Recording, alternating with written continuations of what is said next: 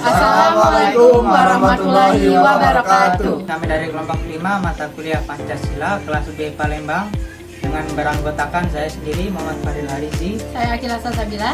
Saya Hadi Sukron. Di kelompok kami akan membahas mengenai studi kasus yang berjudul Defect AI berkedok bantuan sosial dengan menggunakan wajah Presiden dan Perdana Menteri. Nah, kami akan mewawancarai beberapa mahasiswa dan alumni. Salah satunya ada mahasiswa dari Fakultas Hukum, mahasiswa dari Prodi Penjas, dan alumni. Jadi, selamat menyaksikan.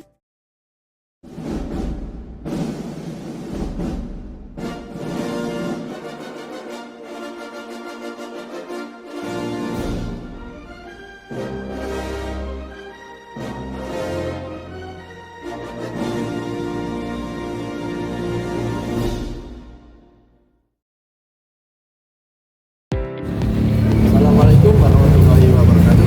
Perkenalkan, nama saya Hadi Sukron, Prodi Penjas kelas B. Jadi di sini saya ingin mewawancara kakak tentang Defect AI. Nah, sebelumnya kak bisa perkenalkan terlebih dahulu. Baik, perkenalkan nama saya Syurga dari program studi Ilmu Komunikasi Fakultas Ilmu Sosial dan Ilmu Politik dari Universitas Sriwijaya. Nah kak, di sini sebelum mulai wawancara saya mau nanya dulu kak tentang kasus yang mau kita bahas ini. Apakah kakak pernah dengar kasus tentang Defect AI ini kak? Sebelumnya sudah sering dengar, dan karena di Ilmu Komunikasi kami biasanya juga meneliti tentang Baik kak, untuk pertanyaan selanjutnya, apakah penggunaan wajah pejabat untuk konten penipuan bisa dikategorikan sebagai penghinaan terhadap simbol negara atau sekedar delik aduan pencemaran nama baik? baik sebelumnya di sini sebagai penghinaan simbol negara itu sendiri dapat diketahui bahwa sebenarnya simbol negara itu diatur di Undang-Undang Nomor 24 Tahun 2009. Nah, biasanya di situ tercantum bahwa simbol negara itu melambang bendera merah putih, bahasa Indonesia itu termasuk simbol negara. Maka bisa dibilang bahwa untuk dengan menggunakan wajah pejabat itu tidak termasuk, kita kategorikan tidak termasuk dalam penghinaan simbol negara.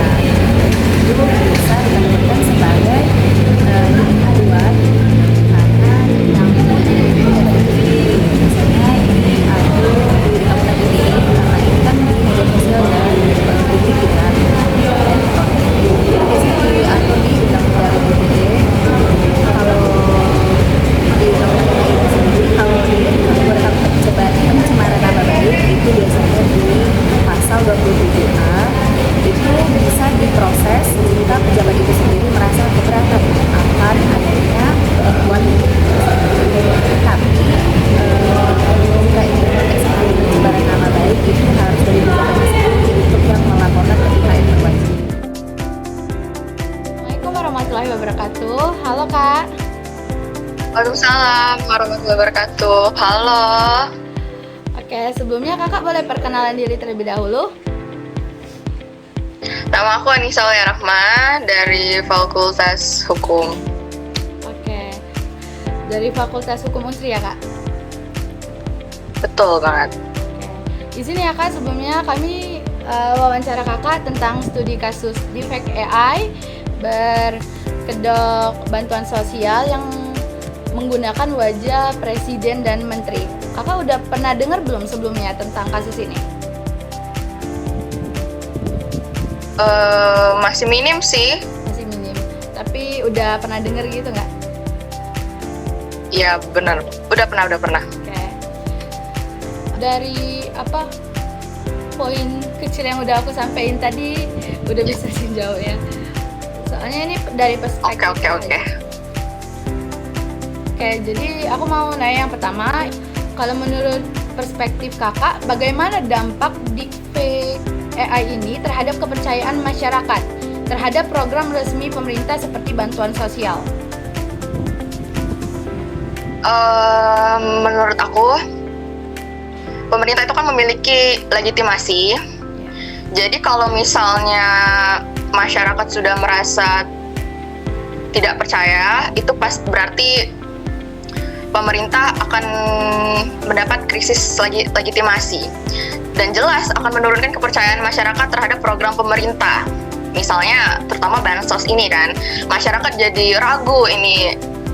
Dan juga kita tahu ya, kebanyakan masyarakat yang awam itu sulit membedakan mana informasi resmi, mana informasi yang palsu. Ditambah lagi banyak lagi isu-isu di chat ini, itu pasti akan dampak serius sih.